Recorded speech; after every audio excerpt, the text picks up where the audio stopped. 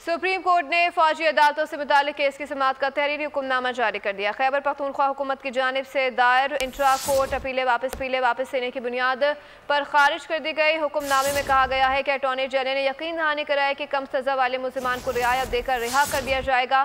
फ़रक़ीन की रज़ामंदी से फौजी अदालतों को फैसले सुनाने की इजाज़त दी जाती है। फौजी अदालतों से मुताल्लिक केस की समाअत का तहरीरी हुक्मनामा जारी। खैबर पख्तूनख्वा हुकूमत की जानिब से दायर इंट्रा कोर्ट अपील वापस लेने की बुनियाद पर खारिज। हुक्मनामे में कहा गया है कि अटॉर्नी जनरल के मुताबिक फौजी तहवील में 105 मुल्ज़िमान मौजूद हैं, जिनमें 15 से 20 मुल्ज़िमान की केसेस बरियत या कम सज़ा के हैं। अटॉर्नी जनरल ने यकीन दहानी कराई है कि कम सज़ा वाले मुल्ज़िमान को रियायत देकर रिहा कर दिया जाएगा। तमाम फ़रीक़ैन की रज़ामंदी से फौजी अदालतों को फैसला सुनाने की इजाज़त दी जाती है। फौजी अदालतों के फैसले सुप्रीम कोर्ट में सेर इल्तवा अपीलों के फैसले से मशरूत होंगे। हुक्मनामे में कहा गया है कि अटॉर्नी जनरल रिहा होने वाले मुल्ज़िमान की तफसीलात आइंदा समाअत तक जमा कराएं।